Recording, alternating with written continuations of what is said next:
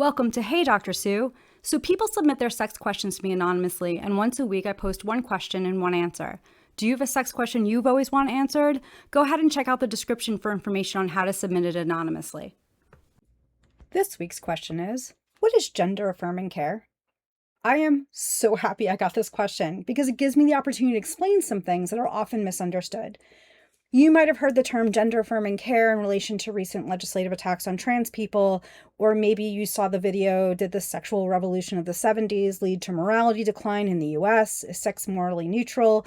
If it was the latter, thank you, because I know I asked people to follow up with that question. And by the way, if you want to watch that video, there's a link to it in the description. When talking about trans and non-binary people, gender-affirming care is about supporting them so they can live in a way that matches with how they identify.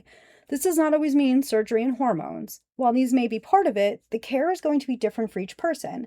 It could include surgery so that the body more closely matches with how the person identifies. It could be using hormones to do the same thing.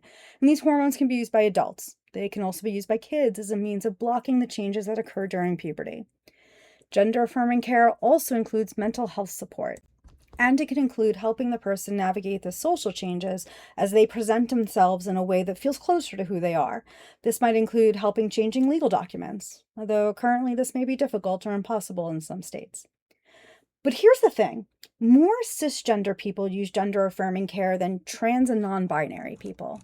Confused? I get it, because almost all of what you hear in the press and on social media links gender-affirming care with trans people. But I want you to check out this definition from the World Health Organization. If you don't get it just by listening, I am going to put it up on the screen. Gender-affirmative health care can include any single or combination of a number of social, psychological, behavioral, or medical, including hormone treatment or surgery, interventions designed to support and affirm an individual's gender identity. So this is going to include the type of haircut you get and whether or not you color your hair and whether or not you take steps to limit hair loss. While we're on hair, laser hair removal would fall into the same category. Do you get a manicure or do you not because it doesn't match with your gender identity?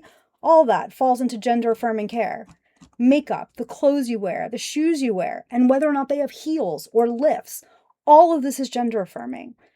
If you've had surgery to change how your body looks, I was gonna try to do a list, but I can't possibly include everything. So basically, any cosmetic surgery can be considered gender affirming care. But no one really talks about that, at least at the legislative level.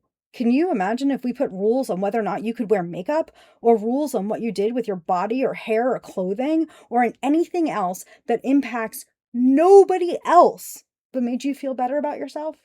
Because that's what a lot of the gender-affirming care laws are doing. They're limiting children's access to care that could help improve their mental health. These laws are attempting to disrupt or eliminate the care plan that kids decide to follow. This plan is decided on by the child, their parents or guardians, and their healthcare team. And these plans impact nobody else. So ask yourself why they're trying to limit things that could lead to feeling better about oneself and can lead to people having a better quality of life and a potential decrease in suicide. I need someone to explain to me why they are trying to limit anything that can lead to a decrease in child suicide, especially when major organizations like the American Medical Association, the American Psychological Association, and the American Academy of Pediatrics don't support these bans. I wandered a bit from the question, so let me sum up. I obviously have feelings about this. Gender-affirming care is anything that a person does that affirms their gender identity. But let me remind you that we only seem to care and try to regulate it when it feels different to a very vocal and politically active minority. Until next time, be safe and have fun. Did you like that video? If so, make sure to like and subscribe to the channel. That way you'll know when new videos come out. Also check out the description to find out how to find me on Instagram, Medium, and Threads. And make sure to check the description for links where you can submit your own sex question.